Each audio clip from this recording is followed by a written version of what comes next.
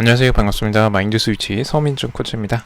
오늘 여러분들하고 나눠볼 주제 책은 철학은 어떻게 삶의 무기가 되는가 라는 책입니다. 이전에 한번 굉장히 큰 베스트셀러로 1위까지 올랐던 책이고요. 이 책의 저자는 야마구치 슈라는 분인데, 이분은 이제 세계 1위 경영 인사 컨설팅 기업인 콤페리 헤이 그룹의 시니어 파트너로 있는 분이라고 합니다. 지금 원래 전공 자체가 이제 그 케이오 대학교의 철학과를 졸업을 하고 실제 이제 컨설팅 업무를 하면서 그 조직 개발이나 혁신, 인재 육성, 리더십 분야의 전문 컨설턴트로서 자리를 매김하면서 이때 철학적 사고가 문제 해결에 어떤 도움이 되는지를 직접적으로 강의를 해왔고 2,000명이 넘는 기업인들이 그 강연을 들었다고 합니다. 그 정도로 이제 컨설팅 업계에서도 많은 영향력을 미치고 있는 분인 그 야마구치 슈라는 분이 저자로 책을 쓰신 거고요. 이 책의 내용들은 여러분들이 한번 읽어보면 도움이 많이 될 수 있을 것 같아요.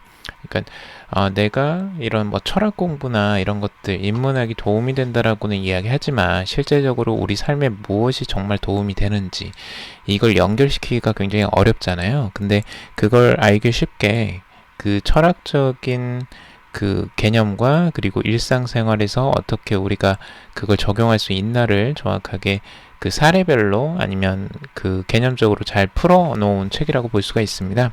그래서 철학 자체를 너무 이제 깊이 공부하시는 분들보다는 조금 내가 응용을 하고 싶다라고 생각하시는 분들에게 도움이 될 것 같습니다. 자, 기대해 주시고요. 도움이 되신다면 좋아요, 구독, 댓글 달아주시면 감사하겠습니다. 자, 지금 이제 첫 번째 나오는 그 개념이 있는데요. 이 타인의 시기심을 관찰하면 비즈니스 기회가 보인다 라는 챕터에서 이 르상티망이라는 개념이 나오게 됩니다.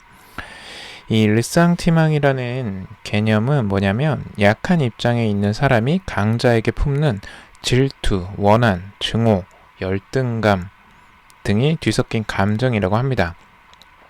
한마디로 이제 시기심이라고 할 수가 있죠.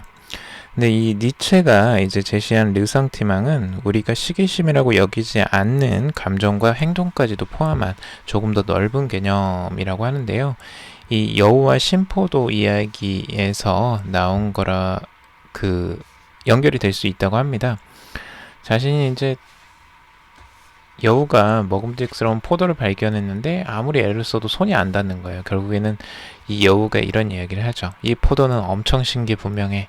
이런 걸 누가 먹겠어? 라면서 그냥 가버리는 거죠.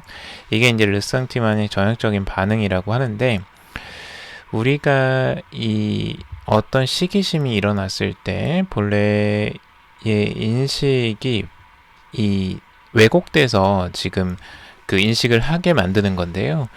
보통은 어떤 사람에 대한 질투감, 그러니까 나보다 나은 사람에게 대한 질투, 시기심을 통해서 그 부분을 어떻게 이제 해결하느냐가 중요한 거예요.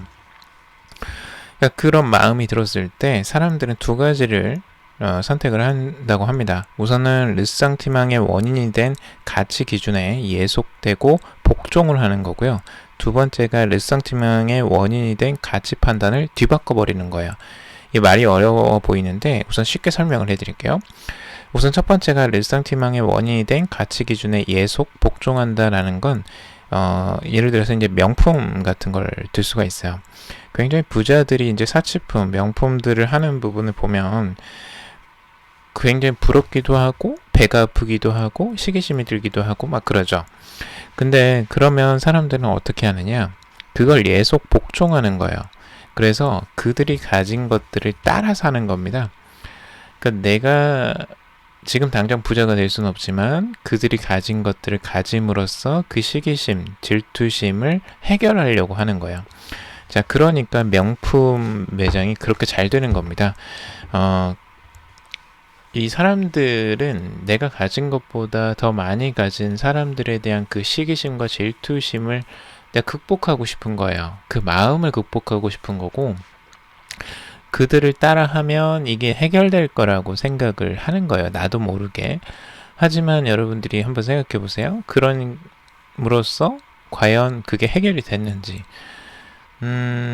저 같은 경우도 누군가를 어릴 적에는 뭔가 좋은 것들을 하고 명품을 하고 하는 것들이 굉장히 나를 돋보이게 만들고 부자처럼 보이고 뭐 이렇게 된다고 생각을 했던 것 같아요. 그런데 물건을 좋은 명품들을 사보고 그것들을 구매해서 이용을 해 보면서 그 실제적인 가치, 그러니까 내가 진짜 필요에 의해서 산 게 아니고 누군가를 보여주기 위한 용도, 그리고 어떤 질투심이나 시기심에서 샀던 물건들은 정말 필요가 없더라고요. 정말 저 자신에게 도움이 된다기보다는 오히려 또 다른 욕구가 더 강해집니다. 그들이 또 다른 걸 가지고 있으면 또 갖고 싶잖아요. 그런 마음들이 계속 반복되는 거죠. 자, 그러니까 이게 근본적인 해결책이 안 되고 계속 더 많은 욕망들을 오히려 끌어올리고 왜곡된 욕망들이 더 커져버리게 만드는 그런 것들이 더 가속화되는 형태가 나오더라고요. 그러니까 내 안은 더욱더 그 마음은 더 심란해지고 더 힘들고 나보다 더 잘난 사람들은 계속 있고 이런 부분에 대한 신경을 계속 쓰면서 살게 되면 내 마음은 거의 지옥이 되는 거죠. 이제 그런 부분들을 말하는 것 같습니다. 그래서 르산티망이 첫 번째 해결책으로 우리가 생각하는 원인이 된 가치 기준에 예속 복종한다는 건 이런 말로를 가져올 수 있기 때문에 굉장히 그 조심해야 되는 부분이고요. 물론 이제 상업적으로 하시는 분들, 명품을 파시는 분들에게는 이게 오히려 전략적으로 이용되는 하나의 개념이 될 수 있겠죠. 르산티망이. 자, 그리고 두 번째는 이제 아예 가치 판단을 바꿔버리는 거예요. 이거는 이제 뭐라고 할까? 자신이 이 생각을 바꿔버리는 거죠. 예를 들어서 이거예요. 그러니까 그 부자들은 불행해. 아니면 부자들은 나쁜 놈들이야. 부자들은 가난한 게 오히려 마음이 편해. 아니면 가난한 게 착한 거야. 라고 자신이 위안을 주는 거예요. 그 빈곤함이 오히려 더 나은 거라고 위안을 삼는 거죠.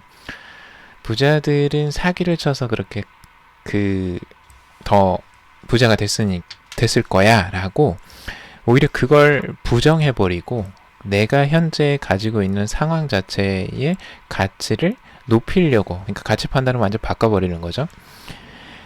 자, 그렇게 되면은 그 당시에는 굉장히 위안이 되는 것처럼 보입니다. 실제적으로 그때에 이제 그런 것들을 많이 이용했던 게 예전에 이제 공산당 선언 같은 것들, 예를 들어서 노동자는 자본가보다 뛰어나다라고 주장을 했던 이 공산당 선언 같은 경우도 굉장히 위안을 많이 줬죠. 사람들에게 폭발적인 인기를 끌기도 했었고요.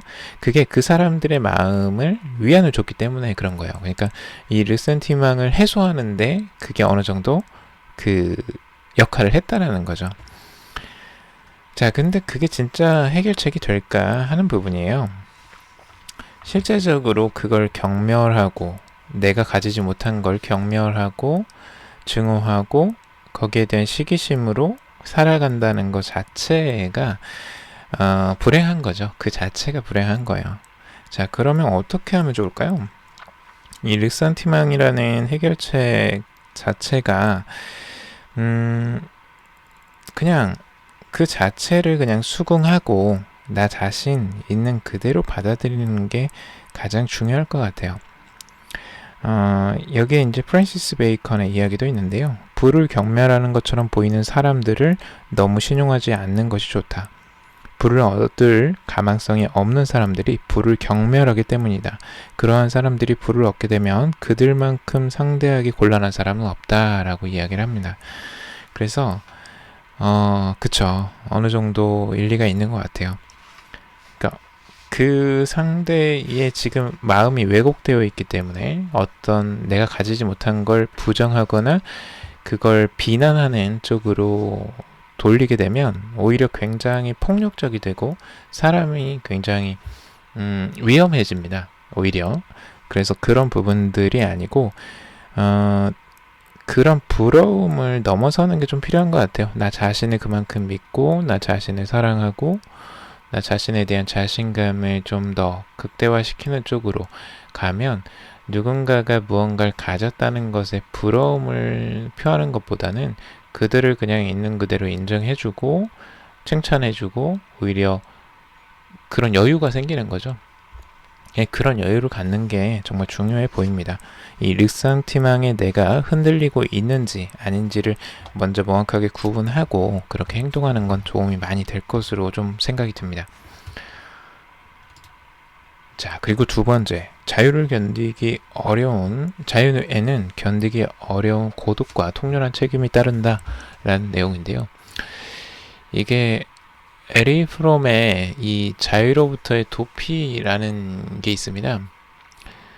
그 에리 프롬이 만들어낸 이야기인데요. 이것처럼 참 명쾌한 또 이야기가 없어요. 여러분들 자유가 얻고 싶으시죠? 자유롭고 싶으시죠?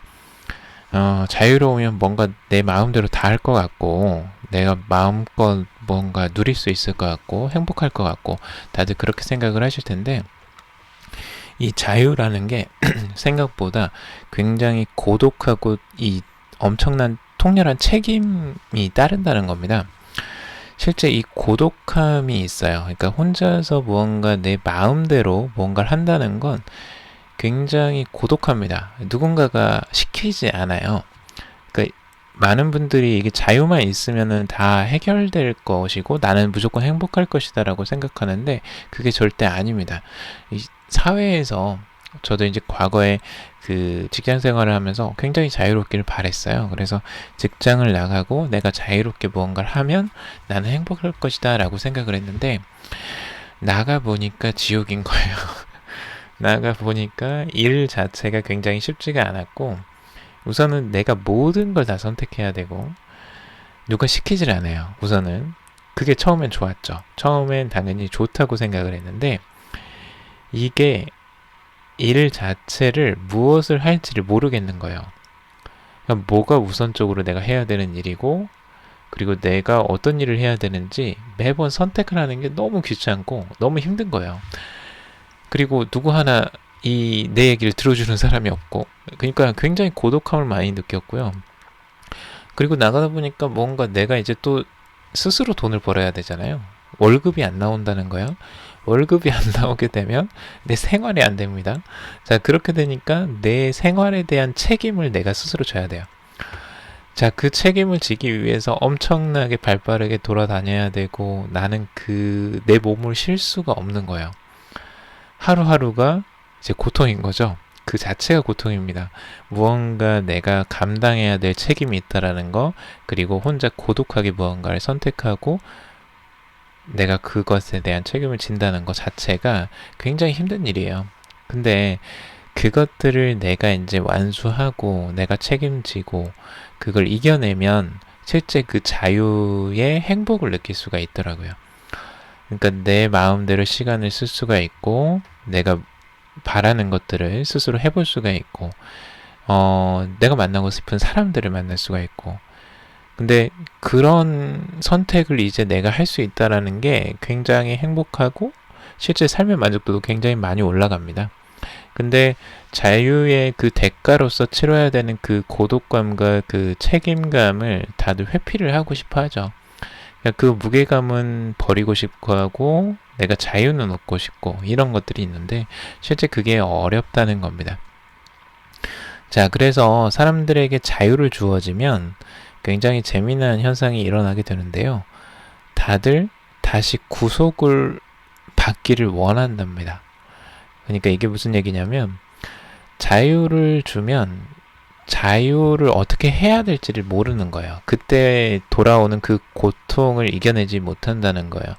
그 고독함, 그리고 책임감, 무언가를 계속 선택해야 되는 것들, 선택이 잘못되면 내가 그 책임을 져야 되는 것들, 이게 너무 무서운 거예요. 그 두려움이 너무 강하다 보니까 다시 누군가에게 소속되고 종속되고 예속되어서 시키는 걸 하는 것들이 오히려 더 편하게 느껴지는 거죠.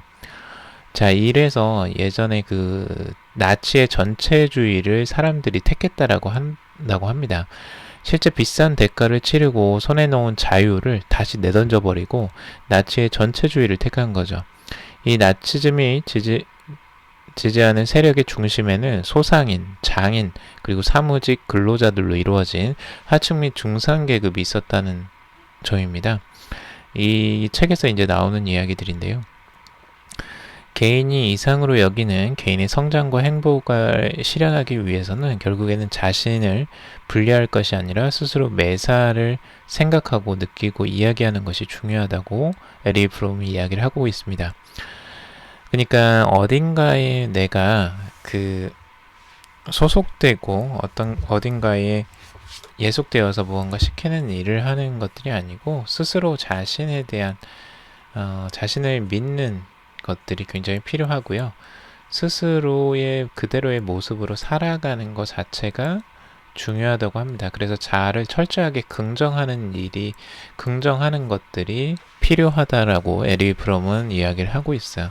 그래서 이런 부분들이 여러분들이 생각을 한번 해보실 필요가 있을 것 같아요. 여러분들이 만약 자유를 원한다, 나만의 일을 하고 싶다라고 생각을 하신다면 내가 그럴 고독을 느끼면서 그 책임감을 가지고 살아갈 수 있을까? 내가 그걸 감수할 수 있다라고 하면 여러분들은 이제 자유를 얻을 수 있는 자격이 생긴 거죠. 그래서 여러분들이 그런 부분들을 한번 생각을 해보시고 여러분들의 업을 찾아갈 때도 이런 부분들은 굉장히 중요합니다.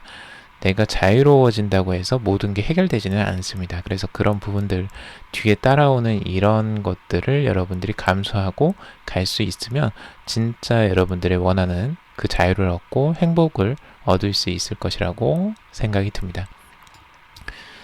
자, 오늘 여기까지 정리를 해봤고요. 여러분들 좀 도움이 되셨길 바랍니다. 도움이 되셨다면 좋아요, 구독, 댓글 달아주시고요. 그리고 네이버 카페 마인드 스위치 아래 링크 달아놨으니까요. 여러분들이 좋아하는 일을 찾고 여러분들이 열정을 깨우는데 도움이 되는 정보들 많이 얻어가시길 바라겠습니다. 금일도 방송 들어주셔서 정말 감사합니다.